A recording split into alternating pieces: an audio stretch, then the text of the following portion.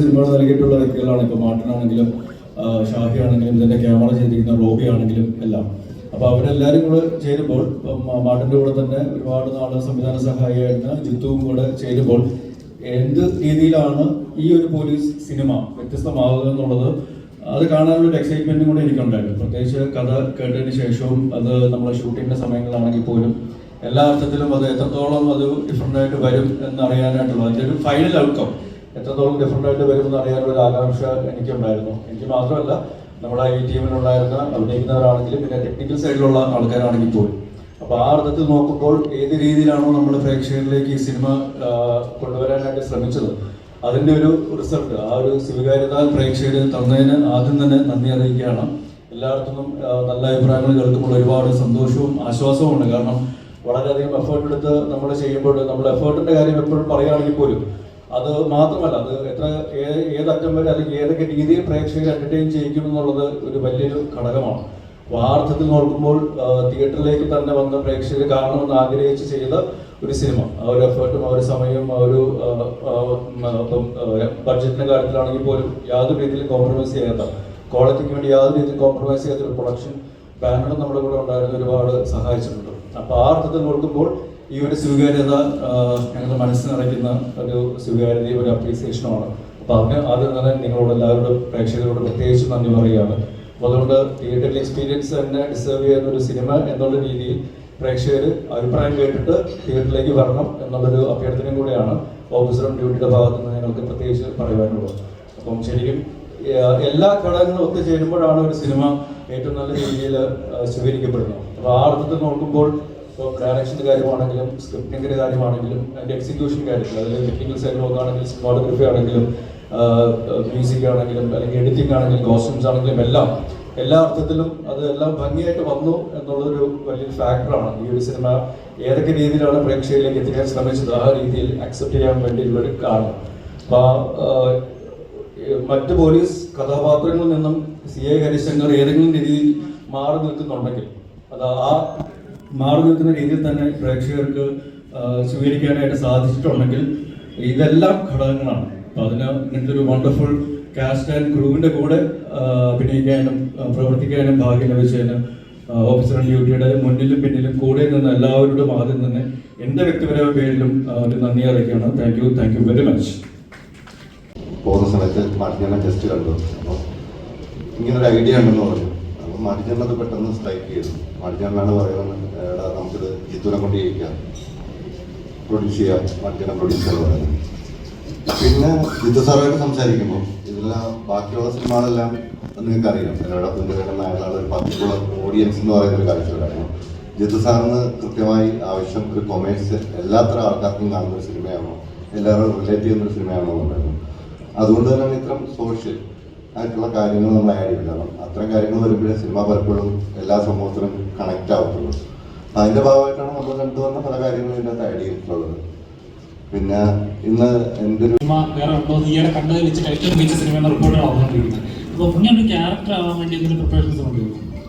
ഇതിൽ ഞാൻ പലപ്പോഴും പറഞ്ഞിട്ടുള്ളൂ, ഞാനിങ്ങനെ പ്രോസസ്സിൽ വിശ്വസിക്കുന്ന ആളാണ്. ഇപ്പം ഒരു കഥ കേൾക്കുമ്പോൾ നമ്മൾ എക്സൈറ്റഡ് ആകുന്നു, അത് നമ്മൾ ഇതിനു മുമ്പ് ചെയ്തിട്ടുള്ള സിനിമകളിൽ നിന്നും എത്രത്തോളം മാറി നിൽക്കുന്നു എന്നുള്ളത് നമ്മൾ ഒരുപാട് ഭ്രമിപ്പിക്കാറുണ്ട്. ആ കഥാപാത്രമാകാൻ വേണ്ടി നമുക്ക് ഇനി എന്തൊക്കെ ചെയ്യാനായിട്ട് സാധിക്കും എന്നുള്ളൊരു അന്വേഷണവും ഒരു പഠനവും അതിൻ്റെ ഭാഗത്തായിട്ടുണ്ട്. ഷാഹി നേരത്തെ സൂചിപ്പിച്ചു, ഈ ഒരു സിനിമയ്ക്ക് വേണ്ടിയിട്ട് പല സ്ഥലങ്ങളിൽ യാത്ര ചെയ്തു എന്ന് പറയുന്ന കൂട്ടത്തിൽ ഞങ്ങൾ യാത്ര ചെയ്ത് വേറൊരു രീതിയിലായിരുന്നു. ഇപ്പം ഞാൻ നേരത്തെ സൂചിപ്പിച്ചു, ഹരിശങ്കറിൻ്റെ ഒരു ഇമോഷണൽ ട്രാവലും കൂടെ ഈ സിനിമയിലുണ്ട്. അപ്പം ഇയാളുടെ ഇമോഷണൽ ഒരു പാറ്റേൺ എങ്ങനെയായിരിക്കും അല്ലെങ്കിൽ വേരിയേഷൻസ് ആയിരിക്കും എന്നറിയാൻ വേണ്ടിയിട്ട് 1-2 സൈക്കാട്രിസ്റ്റുകളോട് നമ്മൾ സംസാരിക്കുകയും അവരുടെ ഫീഡ്ബാക്കും കാര്യങ്ങളൊക്കെ എടുക്കുകയും ചെയ്തിട്ടുണ്ട്. പിന്നെ കുറച്ച് ഫിസിക്കലിയും ഡിമാൻഡിങ് ആയിട്ടുള്ള ക്യാരക്ടറായിരുന്നു ഹരിശങ്കർ. അപ്പം അതിനുവേണ്ടി അതിനുള്ള റിഹേഴ്സൽസും കാര്യങ്ങളൊക്കെ ഇപ്പം പുറകെ ഇരിക്കുന്ന കുറച്ച് ടീമുകളുണ്ട്. അപ്പോൾ അവരോടൊക്കെ നമ്മൾ ചെയ്തിട്ടുണ്ട്. അപ്പം അങ്ങനത്തെ റിഹേഴ്സൽസ് അല്ലെങ്കിൽ കഥാപാത്രത്തിന് വേണ്ടിയുള്ള പഠനങ്ങൾ അത് സംവിധായകനോടൊപ്പം അല്ലെങ്കിൽ തിരക്കഥാകൃത്തിനോടൊപ്പമുള്ള ആ യാത്രകളും സംഭാഷണങ്ങളുമെല്ലാം ഒരുപാട് എന്നെ ഹെൽപ്പ് ഔട്ട് ചെയ്തിട്ടുണ്ട്. പിന്നെ ഇതെല്ലാം കഴിഞ്ഞിട്ട് നമ്മളൊരു സെറ്റിലേക്ക് വരുമ്പോൾ ഇപ്പോൾ ഫസ്റ്റ് ഡേ ആ ഒരു ലൊക്കേഷനിലേക്ക് നമ്മൾ വരുന്നു, ആ പോലീസ് യൂണിഫോമിൽ വരുന്നു, നമ്മൾ പറയുന്ന ഡയലോഗുകൾ, നമ്മൾ ചെയ്യുന്ന കാര്യങ്ങൾ എന്തൊക്കെയാണെന്നുള്ളത് നമുക്കറിയാം, വ്യക്തമായിട്ട് അറിയാം. അതിനുവേണ്ടി നമ്മൾ ആ ലൊക്കേഷനിൽ ആ ക്യാമറയുടെ മുമ്പിൽ വന്ന് നിൽക്കുമ്പോൾ ആ ഒരു ആംബിയൻസ്, നമ്മുടെ കൂടെ അഭിനയിക്കുന്ന ആൾക്കാർ, ഇതെല്ലാം നമ്മളെ ആ ക്യാരക്ടറിലേക്ക് കൊണ്ടുവരാൻ വേണ്ടി അറിഞ്ഞും അറിയാതെയും ഒരുപാട് ഹെൽപ്പ് ഔട്ട് ചെയ്യാറുണ്ട്. അപ്പോൾ ആ രീതിയിൽ ഞാൻ ഒരുപാട് ഭാഗ്യവാനാണ്. കാരണം ഈ തരത്തിലെല്ലാം കൂടെ നിൽക്കുന്നവരാണെങ്കിലും കൂടെ അഭിനയിക്കുന്നവരാണെങ്കിലും എല്ലാം ആ തരത്തിൽ എന്നെ ഹെൽപ്പ് ഔട്ട് ചെയ്യാനാണ്, ആ ഒരു കഥാപാത്രമായിട്ട് മാറാനായിട്ട് ഒരുപാട് സഹായിച്ചിട്ടുണ്ട്. പിന്നെ എന്ത് വേണം എന്ത് വേണ്ട എന്നുള്ളതിനെപ്പറ്റി വ്യക്തമായിട്ട് അറിയാവുന്ന ഒരു ടീമുണ്ടെങ്കിൽ, പ്രത്യേകിച്ച് ഒരു സംവിധായകനും തിരക്കഥാകൃത്തും ഉണ്ടെങ്കിൽ ഒരു അഭിനേതാവിന് ജസ്റ്റ് അങ്ങനെ നിന്നു കൊടുത്താൽ മതി എന്നാണ് എനിക്ക് തോന്നുന്നത്. കാരണം ബാക്കി സ്വാഭാവികമായിട്ടുണ്ടാവും, ഓർഗാനിക് ആയിട്ടുള്ളൊരു ഗ്രോത്തും ഒരു ഡെവലപ്മെൻറ്റും ഒരു ഇൻവോൾവ്മെൻറ്റും എല്ലാം ഈ കഥാപാത്രത്തിന് ഉണ്ടായിട്ടുണ്ട്. എനിക്ക് പെട്ടെന്ന് ഓർമ്മ വരുന്നത് ശരിക്കും ഞാനും അതിൽ അപ്പോൾ ഇൻഡോർ സീൻ തന്നെയാണ് നമ്മൾ ആദ്യം ഷൂട്ട് ചെയ്തത് സിനിമയിൽ. അപ്പോൾ ആ ഡയലോഗുകൾ പറയുമ്പോഴും ആ കാര്യങ്ങൾ ചെയ്യുമ്പോഴും ശ്രീകാന്ത് ചേട്ടൻ എൻ്റെ കൂടെ ഉണ്ടായിരുന്നു. അപ്പം ഷോട്ട് കഴിഞ്ഞിട്ട് പുള്ളി എൻ്റെ അടുത്ത് വന്ന് വളരെ പോസിറ്റീവായിട്ടൊരു ഫീഡ്ബാക്ക് തന്നു. അപ്പോൾ അത് ഒരു അഭിനേതാവ് എന്നുള്ള നിലയിൽ നമുക്ക് ശരിക്കും ഒരു അവാർഡ്, ഒരു അംഗീകാരം കിട്ടുന്നതിന് തുല്യമാണ്. അപ്പോൾ അത് ഞാൻ നേരത്തെ സൂചിപ്പിച്ച ഒരു അറിഞ്ഞു അറിയാതെ നമ്മുടെ കഥാപാത്രങ്ങൾ മാറാൻ വേണ്ടി ഒരുപാട് ഫാക്ടേഴ്സ് ഹെൽപ്പ് ഔട്ട് ചെയ്യുന്നുണ്ട്. അത് ത്രൂ ഔട്ട് ഈ സിനിമയിൽ ഉണ്ടായിരുന്നു എന്നുള്ളതാണ് ഏറ്റവും വലിയ ഭാഗ്യം.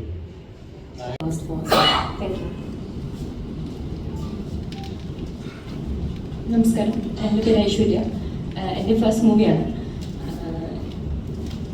ഇവിടെ പറയാനുള്ളത്, ഏറ്റവും നല്ലൊരു ടീമിൻ്റെ കൂടെ വർക്ക് ചെയ്യാൻ തന്നെയാണ് ഏറ്റവും നല്ല മെമ്മറി എന്ന് പറയുന്നത്. സോ എൻ്റെ ഫസ്റ്റ് എക്സ്പീരിയൻസ് എനിക്ക് കിട്ടിയൊരു നല്ല ബ്രേക്ക് തന്നെയാണ്. സോ മൂവിയുടെ റെസ്പോൺസ് നമുക്ക് വളരെ പോസിറ്റീവായിട്ടാണ് ഇതുവരെ കിട്ടിയിട്ടുള്ളത്. എല്ലാവരും നല്ല അഭിപ്രായം പറയുന്നു. ആൻഡ് ഇത്രയും നാളും ഞാൻ കണ്ടു വളർന്നിരുന്ന, അല്ലെങ്കിൽ ഞാൻ പഠിക്കണമെന്ന് ആഗ്രഹിച്ച കുറേ ആൾക്കാരുടെ കൂടെ വർക്ക് ചെയ്യാൻ കഴിയുക എന്നുള്ളതാണ് ഏറ്റവും വലിയ കാര്യം. അതിപ്പോൾ മാർട്ടിൻ സാറാണെങ്കിലും സാറിൻ്റെ മൂവീസ് കണ്ടു വളർന്ന ആൾക്കാരാണ്. ഷാഹിക, ചാക്കോച്ചൻ സ്പെഷ്യലി പറയേണ്ട ആവശ്യമില്ല. പ്രിയമണി മാം ആണെങ്കിലും ജഗദീഷ് ചേട്ടനാണെങ്കിലും ഇവൻ വിശാഖ് ആണെങ്കിലും ഇവരുടെയൊക്കെ മൂവീസ് കണ്ടു വന്ന ആൾ എന്ന നിലയിൽ എനിക്ക് കിട്ടാവുന്നത് ഏറ്റവും നല്ലൊരു എക്സ്പീരിയൻസ് ആയിട്ടാണ് ഞാൻ ഇതിനെ കാണുന്നത്. ആൻഡ് അതിലേറ്റവും ഉപരി ജിത്തു സാറിനെ പറ്റി തന്നെയാണ്. എൻ്റെ ഫസ്റ്റ് ഡയറക്ടറാണ്. എനിക്ക് എന്തൊക്കെ പഠിക്കാൻ പറ്റും ഇവിടുന്ന് അതിൻ്റെ മാക്സിമം ഞാൻ എടുക്കാൻ ശ്രമിച്ചിട്ടുണ്ട്. നല്ല രീതിയിൽ നമ്മളെല്ലാവരെയും ഹെൽപ്പ് ചെയ്തിട്ടുണ്ട്. നല്ലൊരു കാസ്റ്റ്, നല്ലൊരു ക്രൂ, എല്ലാവരും ഏതൊക്കെ രീതിയിൽ ഹെൽപ്പ് ചെയ്യാൻ പറ്റുമോ ആ രീതിയിലൊക്കെ നമ്മളെ ഹെൽപ്പ് ചെയ്തിട്ടുണ്ട്. ഒരുപാട് പറഞ്ഞു തന്നിട്ടുണ്ട്, ഒരുപാട് ഗൈഡ് ചെയ്തിട്ടുണ്ട്. സോ അത് തന്നെ ആയിരിക്കണം നമ്മുടെ മൂവിയുടെ success. So thank you so much. Hi, എനിക്ക് തോന്നുന്നു ഇതൊരു ലോട്ടറി അടിച്ചൊരു ഫീലിംഗ് ആണ്. എന്ന് വെച്ചാൽ ഒരേ സമയത്ത് എനിക്ക് തോന്നുന്നു ഇത്രയധികം ഡയറക്ടേഴ്സിൻ്റെ കൂടെ, അല്ലെങ്കിൽ ഇത്രയധികം പല പല തലങ്ങളിൽ വർക്ക് ചെയ്തിട്ടുള്ള എക്സ്പേർട്സ് ആയിട്ടുള്ള ആൾക്കാരുടെ കൂടെ വർക്ക് ചെയ്യാൻ പറ്റിയിരുന്നു. അത് വളരെ ഒരു ലക്കി ഫാക്ടറാണ് ആക്ച്വലി. കാരണം ഒരു 3-4 months ഓഫ് ഷൂട്ട് ഉണ്ടായിരുന്നു ടോട്ടലി, നമ്മൾ different times. And almost 6 months of preparation നമ്മൾ ചെറിയ വർക്ക്ഷോപ്പ് ചെയ്തിട്ടുണ്ട്. ഇതൊക്കെ ചെയ്ത് കഴിഞ്ഞിട്ടാണ് പോയത്. സോ ഐ തിങ്ക് ഒരുപാട് കാര്യങ്ങൾ പഠിക്കാൻ പറ്റി. പിന്നെ thanks to a lot of people. ഇതിൽ ഇങ്ങനൊരു ക്യാരക്ടർ വിശ്വസിച്ച് ഏൽപ്പിച്ചതിന് ജിത്തു സാറിനോട് വളരെയധികം നന്ദിയുണ്ട്. സോ ഐ തിങ്ക് നിങ്ങൾക്ക് എല്ലാവർക്കും പടം ഇഷ്ടപ്പെട്ടു. And I hope we do a lot more things. Thank U.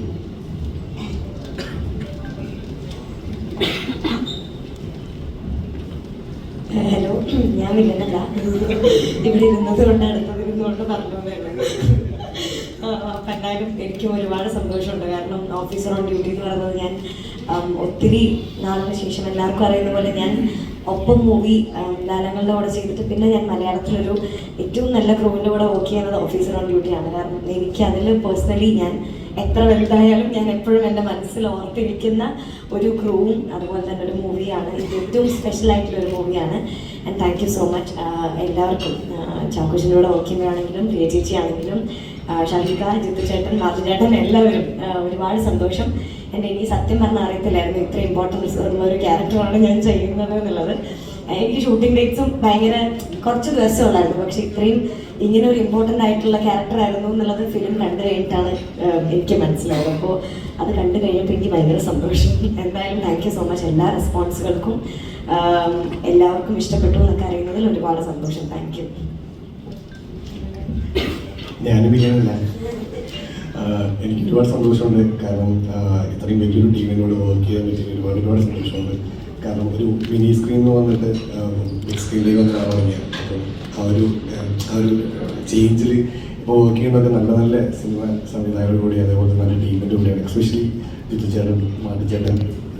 സിനിമകളിലെ ഞാൻ ഇൻവോൾവ് ആയിട്ടുള്ള ഏറ്റവും നല്ല ഫൈറ്റ് കൊറിയോഗ്രാഫി എന്ന് ആൾക്കാർ എടുത്ത് പറയുമ്പോൾ പ്രത്യേകിച്ചും ഒരുപാട് സന്തോഷമുണ്ട്. നമുക്കൊരു മോൾസിലെ ഫൈറ്റും അതുപോലെ തന്നെ ക്ലൈമാക്സിലേക്ക് വരുന്ന ഒരു ഫൈറ്റ് സീക്വൻസിലൊക്കെ വളരെ ഇമ്പാക്ട്ഫുൾ ആകാനായിട്ടുള്ള വേറൊരു റീസൺ ഓഫ് കോഴ്സ് അത് നല്ലൊരു ഫൈറ്റ് കൊറിയോഗ്രാഫി എന്നതിനേക്കാൾ ഉപരി അതിനൊരു ഇമോഷണൽ ബാക്കിംഗ് കൂടെ ഉണ്ടായിരുന്നു എന്ന് ഞാൻ വിശ്വസിക്കുന്നു. അപ്പോൾ അത് തീർച്ചയായിട്ടും ഇത് വേറൊരു തരത്തിൽ ആൾക്കാരിലേക്ക് റിലേറ്റ് ചെയ്യാനായിട്ട് അല്ലെങ്കിൽ ആൾക്കാർക്ക് ആ ഓരോ ഇടിക്കും അല്ലെങ്കിൽ അയാൾ ചെയ്യുന്ന ഓരോ പ്രവൃത്തിക്കും ആ ഒരു ഫീല് കൊടുക്കാനായിട്ട് സാധിക്കുന്നത് ആ ഇമോഷണൽ ഒരു ഹെൽപ്പ് അല്ലെങ്കിൽ സപ്പോർട്ട് ഉള്ളതുകൊണ്ടാണ്. അത് തീർച്ചയായിട്ടും ഉടനീളം ഈ സിനിമയിൽ ഉണ്ടായിരുന്നത്. ഇപ്പം ശരിക്കും ഈ രണ്ട് സൈഡുകൾ നോക്കുകയാണെങ്കിൽ ഇപ്പം ആന്റഗോണിസ്റ്റിന്റെ സൈഡ് അല്ലെങ്കിൽ പ്രോട്ടഗോണിസ്റ്റിന്റെ സൈഡ് നോക്കുകയാണെങ്കിലും ഇവരിൽ ആരുടെ ഭാഗത്താണ് 100% ശരി അല്ലെങ്കിൽ തെറ്റ് എന്ന് നമുക്ക് എടുത്തു പറയാൻ സാധിക്കില്ല. ചില സമയത്ത് നമുക്ക് ഹരിശങ്കറിനോട് ഇയാൾ ചെയ്യുന്നത് തെറ്റല്ലേ എന്ന് തോന്നിപ്പോകാം. ചില സമയത്ത് മറ്റു ഈ വൈശാഖിന്റെ അവരുടെ ചെയ്തികളിൽ അവരെ ചെയ്യുന്ന കാര്യങ്ങൾ ചില ഒരു ജസ്റ്റിഫിക്കേഷൻ ഇല്ല എന്നുള്ളൊരു സംശയം നമുക്ക് ഉണ്ടാവാം. അപ്പൊ അത് മാനുഷികമാണ്. കാരണം എല്ലാവരും 100% ക്ലീൻ അല്ല അല്ലെങ്കിൽ ശരിയല്ല അല്ലെങ്കിൽ തെറ്റല്ല എന്ന് പറയുന്ന രീതിയിൽ തന്നെയാണ് ഈ സിനിമയിലെ കഥാപാത്രങ്ങളുടെ പാത്ര സൃഷ്ടി അല്ലെങ്കിൽ ചെയ്യുന്ന കാര്യങ്ങളും പ്രവർത്തികളെല്ലാം കൊണ്ടുപോയിരിക്കുന്നത്. അതിപ്പം പോലീസുകാർ ചെയ്യുന്ന കാര്യങ്ങളെല്ലാം 100% നിയമവിരുദ്ധമാണ് എന്നോ ചോദിച്ചു കഴിഞ്ഞാൽ സിനിമ കാണുമ്പോൾ നമുക്ക് അതിനുള്ള ഉത്തരം ലഭിക്കും, എന്താണ് എങ്ങനെയാണ് എന്നുള്ളതൊക്കെ. അപ്പൊ അത് തന്നെയാണ് ഈ സിനിമയെ ആൾക്കാരിലേക്ക് ഏറ്റവും നല്ല രീതിയിൽ റീച്ച് ഔട്ട് ചെയ്യാനായിട്ട് ഹെൽപ്പ് ഔട്ട് ചെയ്തിട്ടുള്ളത്. ഇപ്പൊ ഇതിന്റെ ആക്ഷൻ കൊറിയോഗ്രഫി ആണെങ്കിലും അല്ലെങ്കിൽ ഇമോഷൻസ് ആണെങ്കിലും എല്ലാവർക്കും മനസ്സിലാകും ഇത് ഒരു സാധാരണക്കാരന് പറ്റാവുന്ന അല്ലെങ്കിൽ സംഭവിക്കാവുന്ന കാര്യങ്ങളാണ്. അല്ലെങ്കിൽ ഏതെങ്കിലും ഒരു അവസരത്തിൽ ഇമോഷണലി ഡ്രെയിൻ ആയിട്ടിരിക്കുന്ന ഒരാള് സ്വന്തം പേഴ്സണൽ ലൈഫിൽ ഒരു ഇഷ്യൂ വരുമ്പോൾ എങ്ങനെ ചാർജ്ഡ് അപ്പ് ആവും അല്ലെങ്കിൽ എങ്ങനെ പ്രതികരിക്കും എന്നുള്ള അല്ലെങ്കിൽ പ്രതികരിക്കാനായിട്ടുള്ള ശക്തി ആർജവം എങ്ങനെ ഉണ്ടാവും എന്നുള്ളതൊക്കെ നമുക്ക് ആ പാത്ര സൃഷ്ടിയിൽ നിന്നും അല്ലെങ്കിൽ അയാളുടെ ഇമോഷണൽ ബാക്കിങ്ങിൽ നിന്നും മനസ്സിലാക്കാൻ പറ്റും. എനിക്ക് തോന്നിയിട്ടുള്ളത് ഈ സിനിമയുടെ പ്രത്യേകിച്ച് ഒരു ആക്ഷൻ കൊറിയോഗ്രാഫിയിലേക്ക് വരുമ്പോൾ തീർച്ചയായിട്ടും ഇമോഷണൽ സപ്പോർട്ട് ഒരുപാട് ഹെൽപ്പ് ചെയ്തിട്ടുണ്ട്.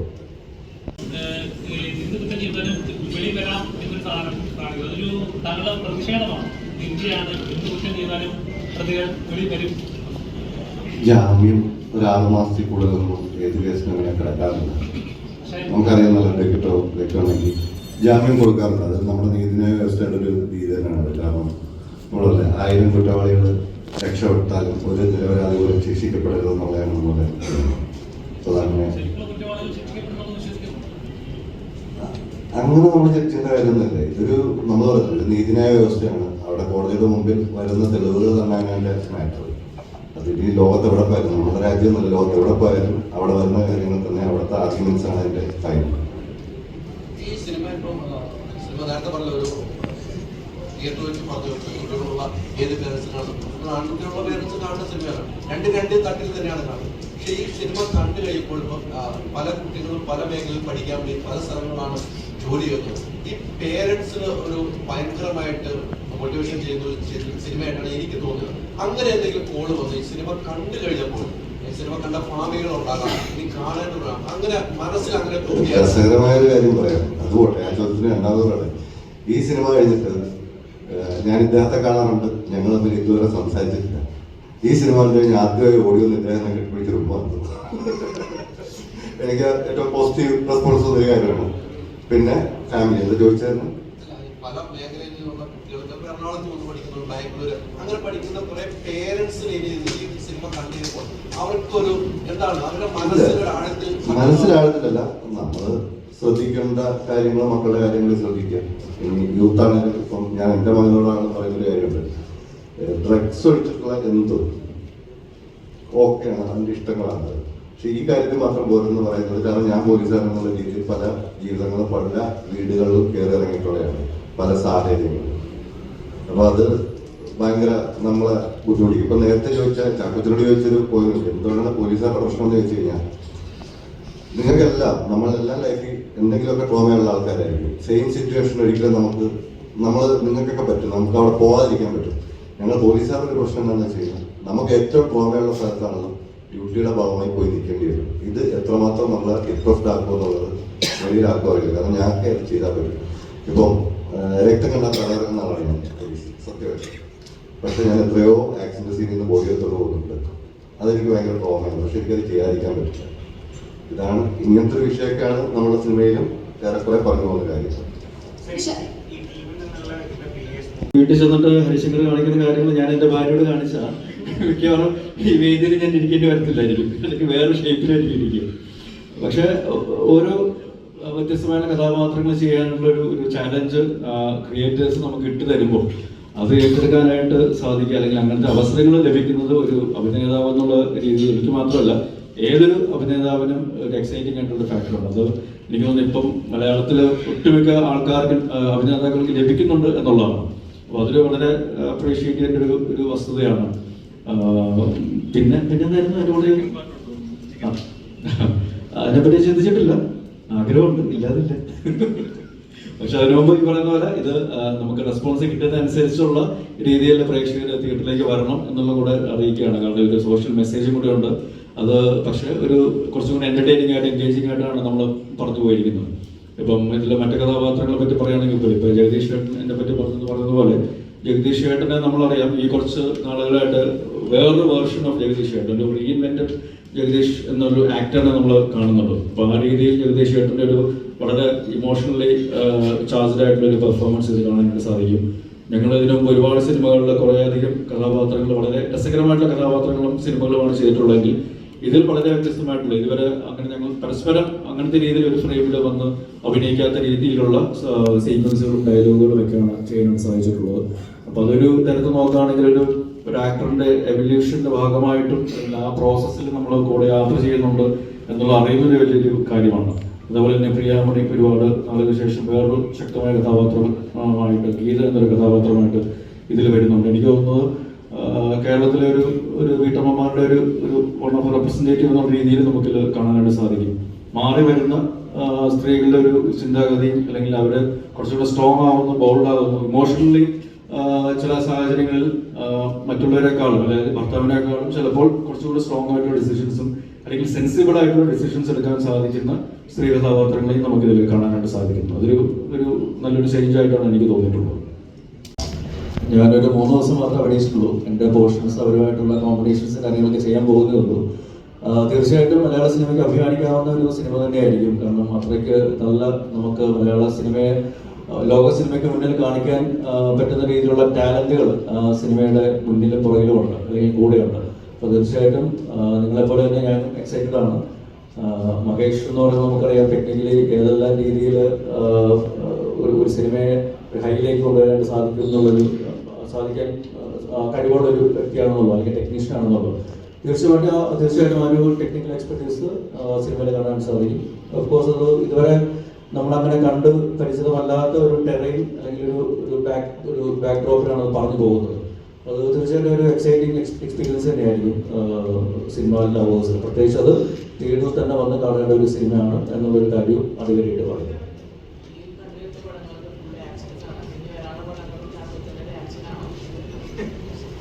ഞാനിപ്പോൾ ചെയ്യുന്നത് രതീഷ് പൊതുവാളുടെ എന്ന തങ്കേശ്വറിന് ശേഷം ഒരു ഫുൾ ലെങ്ത് ഒരു സിനിമ ഞങ്ങൾ ചെയ്യുകയാണ്. ഒരു ദുരൂഹ സാഹചര്യത്തിൽ എന്നുള്ളതാണ് സിനിമയുടെ പേര്.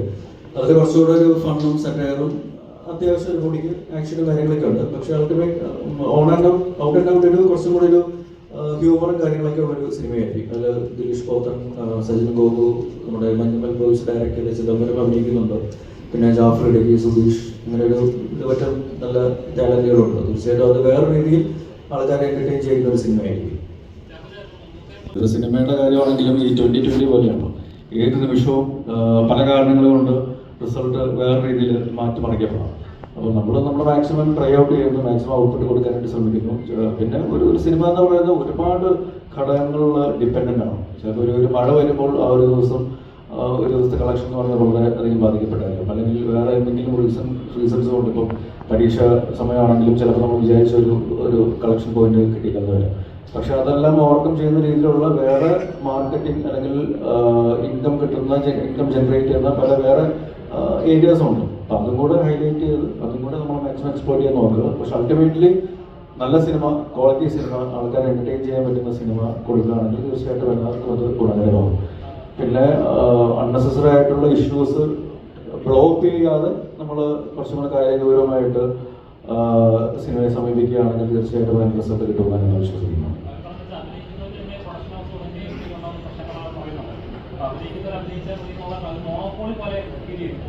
ഇതെല്ലാം ഓരോരുത്തരുടെ വ്യക്തിപരമായ അഭിപ്രായങ്ങളുണ്ടാവും, സംഘടനാപരമായിട്ടുള്ള അഭിപ്രായങ്ങളുണ്ടാവും. പക്ഷെ അതെല്ലാം മാറ്റുന്ന രീതിയിൽ ഓഫീസർ ഓൺ ഡ്യൂട്ടി നിങ്ങൾ ഓടിച്ച് കാണിച്ചാൽ ഇതൊക്കെ സോൾവ് ആവുമെന്നാണ് എനിക്ക് തോന്നുന്നത്. അപ്പോൾ അതുകൊണ്ട് തീർച്ചയായിട്ടും ഓഫീസർ ഓൺ ഡ്യൂട്ടി നിങ്ങൾ തിയേറ്ററിൽ വിജയിപ്പിക്കേണ്ടത് നിങ്ങളുടെ കൂടെ ഒരു ഉത്തരവാദിത്തമാണ് എന്ന് ഓർമ്മിപ്പിക്കുന്നു.